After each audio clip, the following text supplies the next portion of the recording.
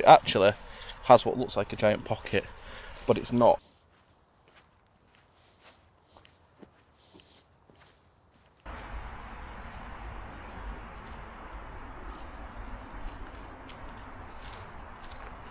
Hello, so today we're going to be setting up a new hammock that I've got. I've also got a new tent, but I'm going to showcase that in a later video. Might show you a little bit of that today. You'll have to wait and see about that. See if this heat holds up, because it's very warm at the moment in the UK. Watch this, it's 28 degrees and it is 10:30 in the morning, so it's hot. But we'll set the hammock up, we'll let you have a look around it. It's a really nice hammock with some really special features on it. You know, I like the weird and wonderful. The tent that I've got is unlike anything I've ever seen, and same with this hammock. This has got some really cool, innovative features that nobody else is doing. So found a little spot literally just there, so I'll walk over. I have got Dylan with me, so he'll help me set the hammock up, and then we'll get it up. I'll talk to you about a few of the features, things that I like about it, show you some of these really innovative things that nobody else has got. And for the price of what I paid for it, compared to what you actually get on this hammock, it was an absolute steal. I think I paid about £60 for it, something like that. What I'll do is I'll have to check my receipt, but I'll show you there where it is. And I'm not affiliated with the company, but I'll share a link at where you can buy it anyway, because I'm so far blown away with this hammock.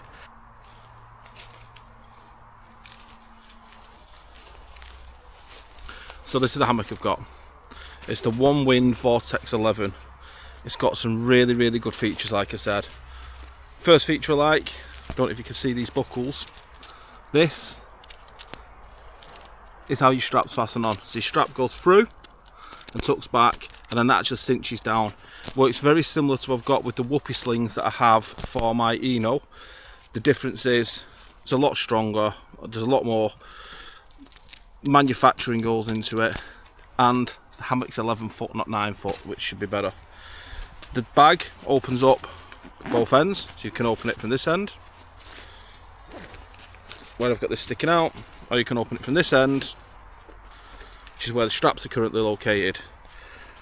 The key to opening these is you open it from the side with the straps, and then you pull it through, and you actually keep the bag on the end of the hammock. You can actually then, if you wanted, cinch that back up, and you could use it for a little bit of storage if you wanted, but you just keep it there because it's easy packing and easy opening. Some of the other features on it, I'll tell you once I've set it up. So what I'll do is, Dylan will come over now. I've got two trees here. They're a nice length apart. They're probably about 13, maybe 14 foot apart, which is going to be perfect for the 11 foot hammock. So we'll get the straps around them, we'll set it up, and then I'll talk you through some of the features.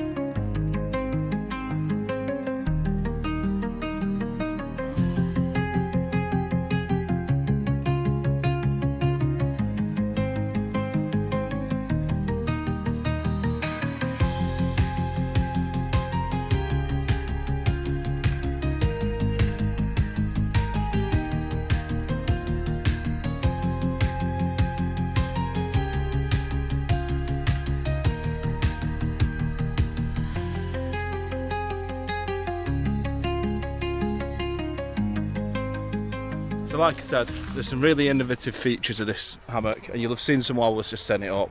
So obviously you've seen these buckles and how they thread through, and you've seen the fact that the straps pull through as well. They've got like a little blue toggle. You've seen them bits, I've already shared them. You've got the bag, like I said, and like I said, you've got the option. For me, I could put camera gear and stuff in here if I wanted, and I can just cinch it up at the end of the day, and I know that that's protected. You could also use it for maybe things like your phone, or if you just want stuff that's easy to get. Other options you've got, as you can see, comes with its own ridgeline, which is actually on a whoopee sling. If you've watched my videos before, you'll have seen whoopee slings. It's got this little loop on the ridgeline. It's just tied on with a Prusik knot, and that's for hanging a lantern or your head torch, anything that you need. I also have, and I should have brought them with me, my daughter bought me for Father's Day, some little metal loops that hook over the top of your ridgeline for hanging stuff on, make it into a bit of a gear sling. Now they'd be groundbreaking. So what I'm going to try and do now is I'm going to try and get into this hammock. Like I said, it's considerably longer than what I usually use. I usually use a 9-foot with the Eno, and this is 11, but I've got this because rumour has it an 11-foot hammock's better for lying diagonally in, so we'll find out.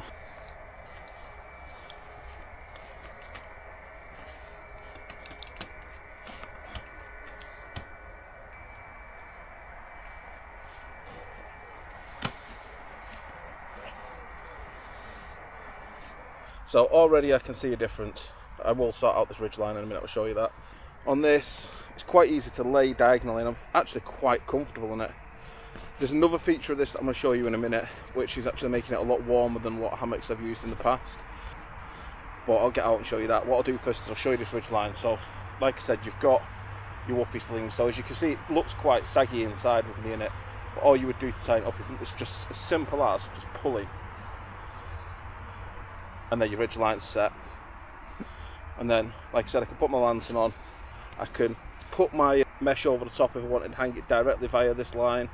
Or alternatively, I could put its own ridgeline, which is what I would do, and have that over right to the top. And then on that ridgeline, I'd also be hanging my tarp. Now, I need to show you the other features, but at the moment I am ridiculously comfortable, so I don't really want to move. I will show you another quick one. It does have these loops here on the sides. These are for adding extra guy lines to, and if you want, you can actually lie out the guy lines then to stop that little bit of rock, but I actually quite like the little bit of the rock that you get in the hammock, so for me, I don't really do that, but it is a feature if it's something you don't want. I just find they're a lot more difficult to get in and out if you've got them lines on. The bit of rock just helps with that getting in and out. I really don't want to get out. Is it that comfy?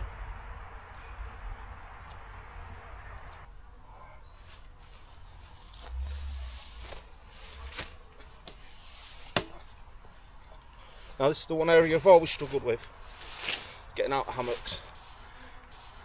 But even that, considering how I usually get in and out of hammocks was quite easy, usually, and they're like a stranded fish and I just throw myself onto the floor, so the fact that I've just been able to get out like that was really, really good.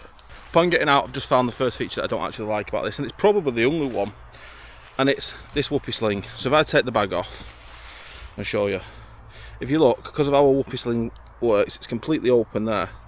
So what I noticed was, and I didn't notice what this while I was in the hammock, the reason I had to adjust it was this had actually slipped over the buckle and slid down the hammock, which made it saggy. It's an easy fix. What I'm going to do is I'm going to get some kind of other buckle just to hold it at that side, which doesn't affect how the whoopee works, but it just means that it's held on. Or I'm going to tie it on in some kind of slip knot or something, but we'll figure that out. I'll get that done and then I'll tie it back on the other side. It's no bigger. It's probably set up like that so it's easier to take off and it's fixable, so it's something that I don't like out of the box, but it is a very, very easy fix. One of the unique features about this hammock is, and I don't know if you can see it here, but it actually has what looks like a giant pocket, but it's not. It's actually double skinned, and this is why I was just saying it was so warm underneath. You can only get in it from one side, and it's only split a certain distance, and the split is only from this one side, so it's about probably a metre, and this is actually for putting an air mat in. So what I'm going to do now is I'm going to get the Nemo Tensor out, put that in, and we'll try it with an air mat. Something I've never used in a hammock because I've always used a under blanket. So potentially another bit more potential for laying flat. So we'll get that set up. I'm going to use the pump sack. I'll get Dylan to do this because I'm old and fat and out of shape. We'll put it in and then we'll try it out. So we've got the Nemo Tensor and its pump sack. Having them separate makes it easier.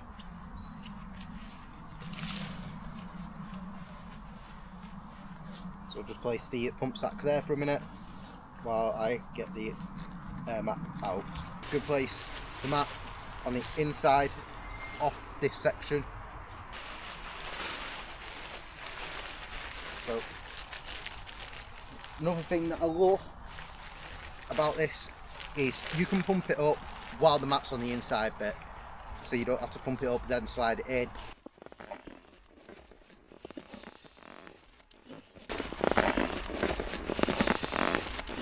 If you blow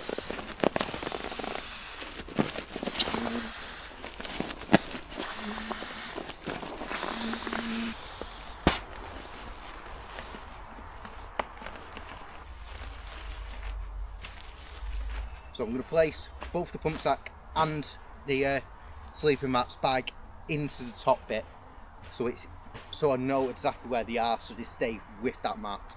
So if I have any issues during the night, I can get out and grab it. So I've got how the mat I want it to be.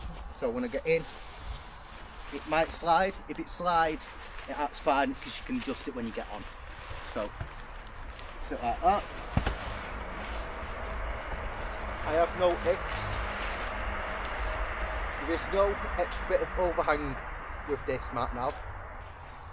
I prefer to lie face from my head along, so I'm parallel with both the lines.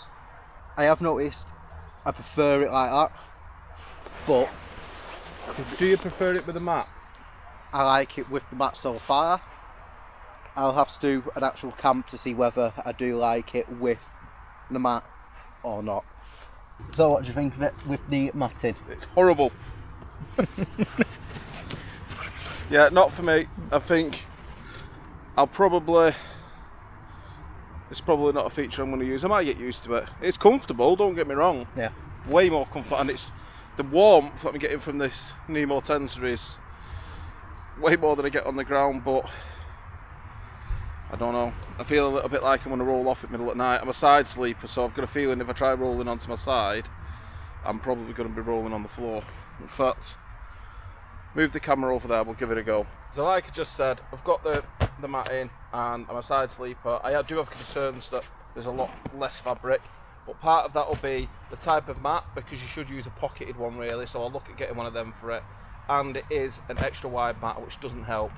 But I do have concerns that with being a side sleeper, I think when I try rolling onto my side, and I can feel it now, I think, oh no, maybe not. Yeah, if you look, chances are, yep, it happens. I'm on the deck. It seems to lose, it's got a bit of additional fabric in it, but the second you get in, it seems to lose that as it tightens up once the mat's in. It is an extra wide mat, which doesn't help. I feel, I'm going to try a pocketed mat in it, which is what you're supposed to use, but for me, I think I'm probably going to end up on the floor doing that. I'm more than comfortable using an under blanket. Like I said, I'll give it another go, and if you've got one of these and you use it and I'm doing something wrong, please let me know. Drop a comment and give me some advice as to why I've just ended up on my face. But I can't see any real logical reason behind it. I do think it's the mat. I am noticing even at the top and the bottom, up there and down there. I think using a mummy shaped mat and just a normal width mat would probably work better for it, and it's probably what's intended for it. So, and like I said, I know it's supposed to be one with the pockets in rather than one that's got horizontal baffles, but I don't have one of them at the moment. But what I'll do is I'll invest in one and we'll come back to this, and I will attempt to camp with it in. Whether or not I make it throughout the whole night is another matter, because if I keep falling on the floor I'll have to take it out. But time will tell with that, but I'll definitely try it. What I'll do now is I'll let Dylan have a go on it without the mat in it, and then we'll pack it down and I'll show you how easy it is to pack down.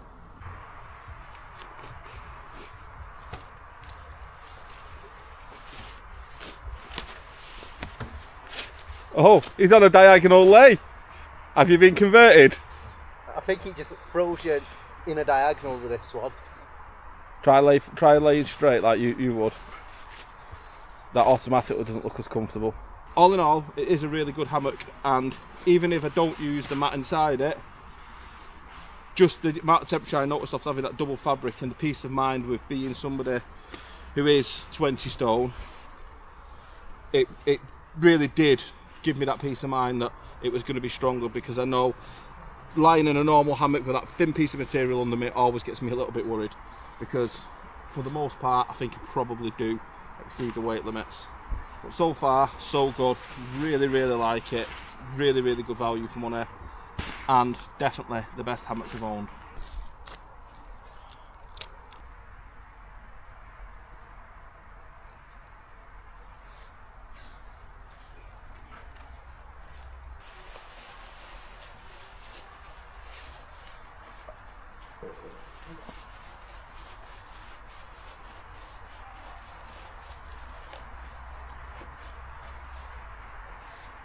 Don't know who else hates it, but this time of year, midgy season, especially when it's as hot as it is today, they're relentless.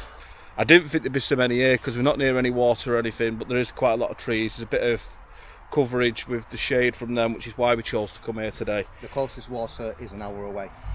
It's definitely not an hour away. The River Mersey's just there, mate. It's a mile, you knew what I meant. It's not a mile away. They don't know that. The closest water's about 200 yards in that direction, but there is a road between us and there's quite a bit of a breeze on the road. So we chose to film this video today purely because of the weather, because with doing the hammock, obviously it meant we could go in the trees, we could have a bit of shade. It's why we're not doing the tent video today. Like I said, I will give you a bit of a sneak peek of the tent, but if you want to watch the full video, you'll have to tune in next week and I will showcase it then. I may even, if I get a chance, take it on a camp and showcase it there. If I don't, I definitely am going to soon, even if I don't like it. And the tent's tiny, and you all know what my opinion on tiny tents. They're not something I tend to go for, but you also all know my opinion on unique camping products and stuff that is just different. It really intrigues me. I like the weird and the wonderful, and a bit like I've been watching a lot of Kent Survival recently, and he does a lot of weird and wonderful tents, but it's not the sort of things that I want to be doing. So a lot of he uses a lot of the big tents, and there is some really cool stuff that he reviews, and the same with all camping and hiking gear. It's a bit unusual, that's what I want to see, but not the big ones. I want to be showcasing anything that could be used for backpacking, so 1 man, 2 man. But if there's anything, you know, hammock wise, camping wise, hiking wise, anything that's weird and wonderful, let me know. And as long as it's not too expensive and it fits within the budgets that I can afford, I'll get it, I'll review it and I'll test it. Now please try and avoid bivvy bags because they freak me out, because I am terrified of enclosed spaces. But even one of them I'm going to test at some stage. I've just got to put my big boy pants on beforehand. So I'm not going to show you too much of it, and I don't want you to see what it's called, but this is the tent. Once again, another product from Onewind. If the material of the tent is anything like the material of the bag, it's going to be really nice. The one thing I've noticed of it, it's definitely seam sealed because it stinks of silicone. It smells horrible. But what I'm going to do is, and I'll show you a sneak peek because you can actually see a little bit of on the design there. I'll set it up. I'm not going to show you the full tent. Like I said, you want to see the tent, come back and have a look next week, because I want to get out of this heat. But I've never put this tent up before, never pitched it, literally just took it out of its plastic bag before we came out of the car, so I don't even know if it's got pegs in there. So here she is in all of her beauty. As you can see, for somebody who doesn't like a small tent, it's a very small tent, but it's got some really cool features that I like. So it's technically a single skin tent.